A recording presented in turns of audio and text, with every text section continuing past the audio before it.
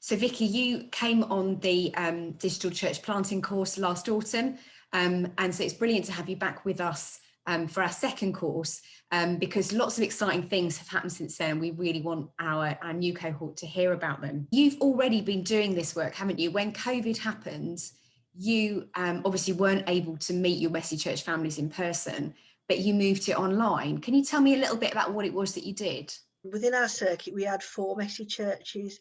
So I messaged them, sent them an email and told them about this new online group that we were starting for Messy Church. So we've been running a monthly Messy Church group on there. It's been a real mixture, some live videos, some sharing of stuff I've put on YouTube for the circuit generally.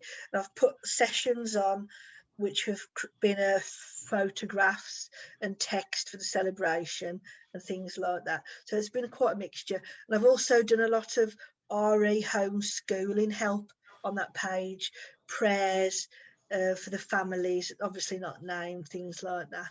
And so it's been quite a creative space for like testing out what works and what doesn't, what things people have been responding to better, and also the building the relationships as well. And we did do some outside stuff when restrictions allowed, with like the litter picks and things like that around the church. That's great.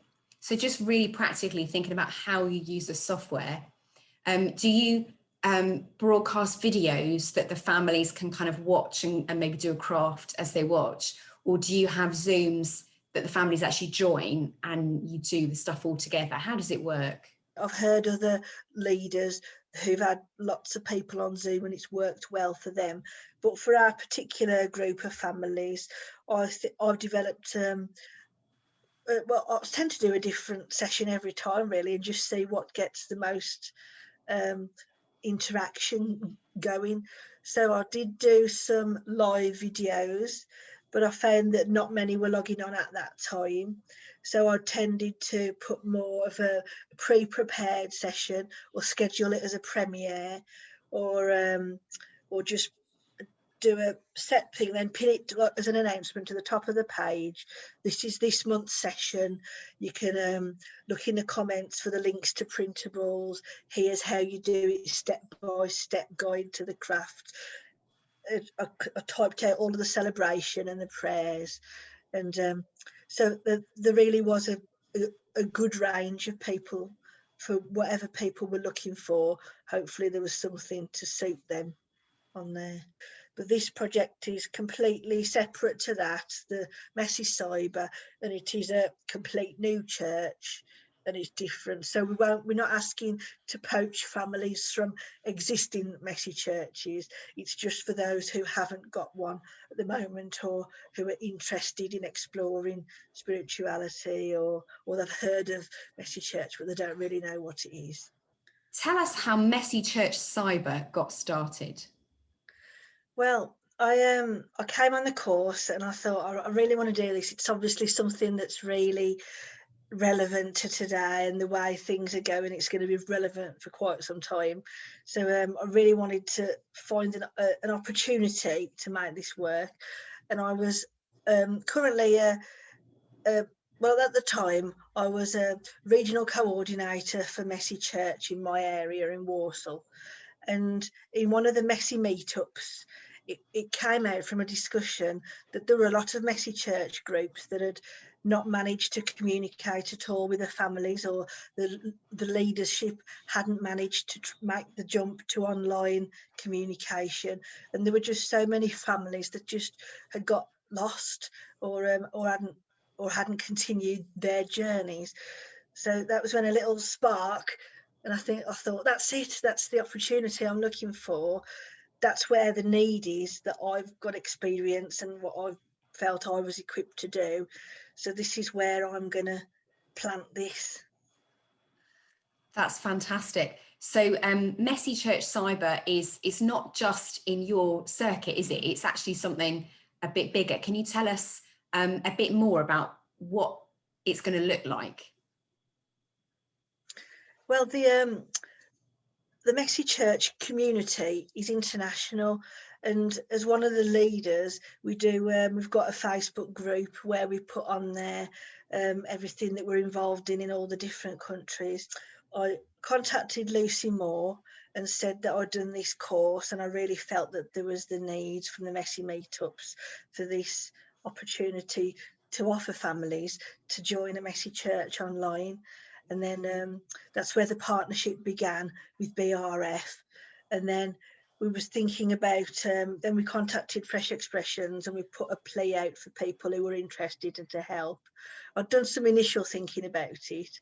And then from that, so God sent this really good techie person, and she came up with this really good structure of the social media networks and which ones, how to link them together.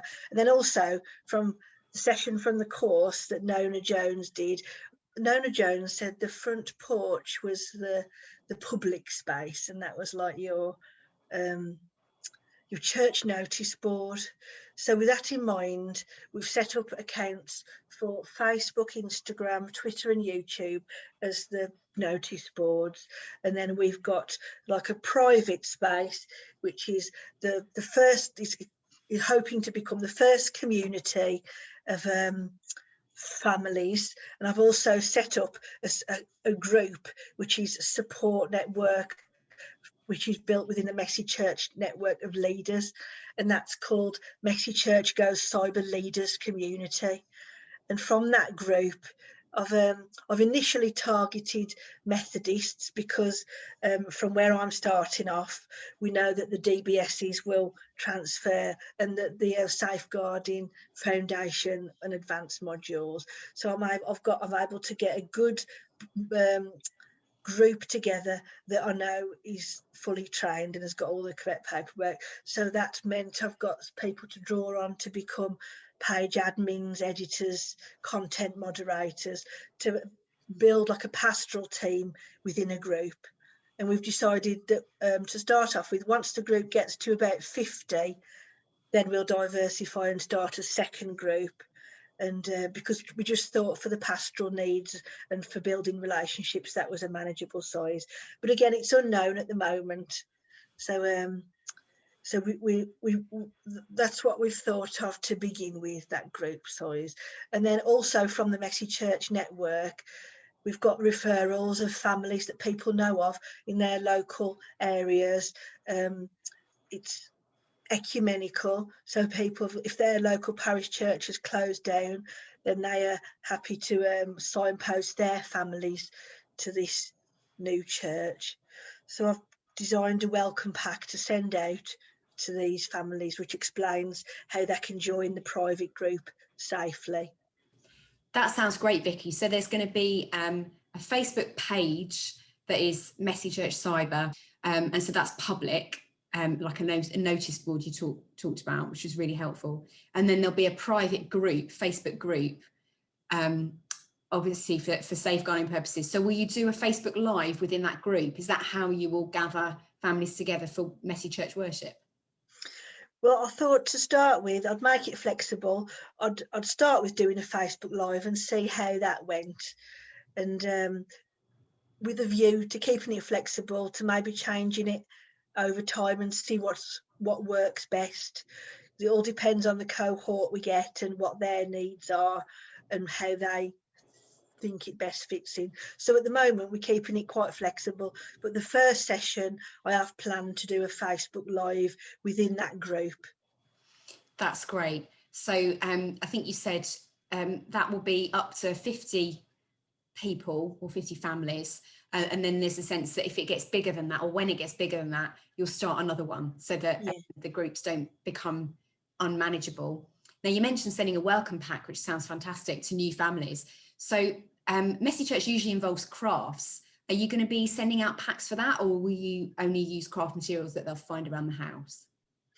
Well, there's lots to that currently exists on the Messy Church website, which is partially why the partnership's so beneficial, because there's a lot of stuff already out there, and my husband is really good at drawing. So for instance, for the the launch that we're doing next week, my husband's drawn some like a craft template, and then we'll be able to send that out as PDF to the families, and they can print that off at home.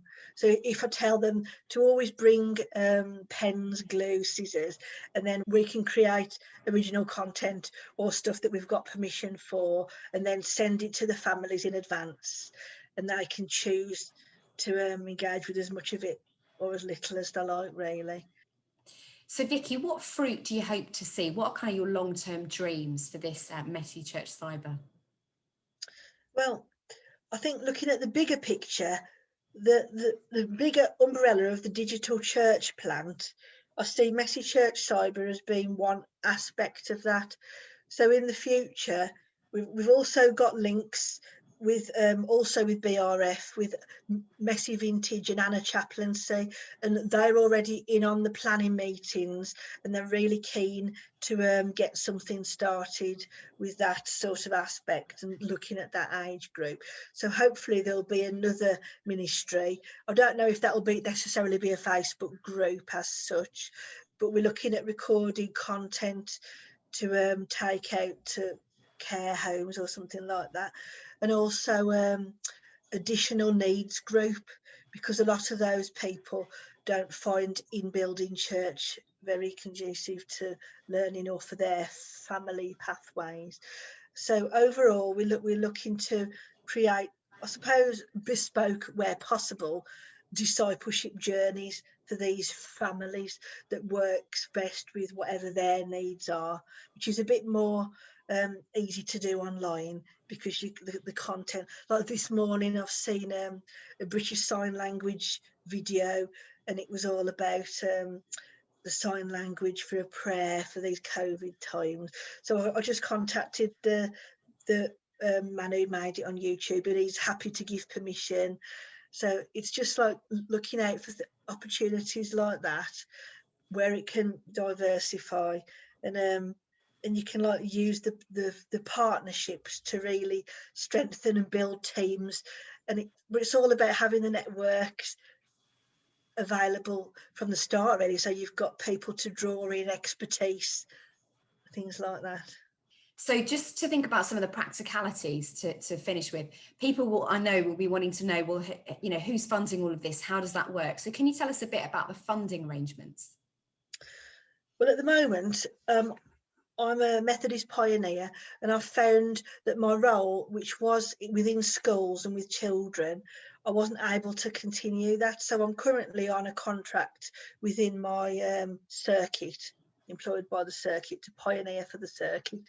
And my circuit line manager, my superintendent minister, he did say, oh, all this digital church planting, I think this is something we could really explore. Why don't you go on the course and see what comes of it? So at the moment, it's looking to become an extension of the circuit, and it is rooted in Methodism and rooted from within the circuit. And our safeguarding officer is the same one as we've got from the circuit. But the rest of the team is very much interdenominational, international. So we're finding that over time it might not sit within the circuit. So we've got everything we need to start up at the moment. We've got the church CCLI licenses and the Zoom and things like that. But if it moves forward and grows, we will be looking to other places to supply funding. But of course, we have to prove that the need's there and that it's a growing church and things like that. So we're going to apply to the district for some funding. So I'm working on a presentation to pitch to the district to ask if they can contribute towards it, and then from then on we'll be looking for other partners to apply to. That's great. So you're partly funded by your circuit, continuing on from the role you had before, which obviously has changed quite significantly. You're hoping to be partly funded by the district, and in the future you may well be looking for connectional funding. Hopefully, yeah.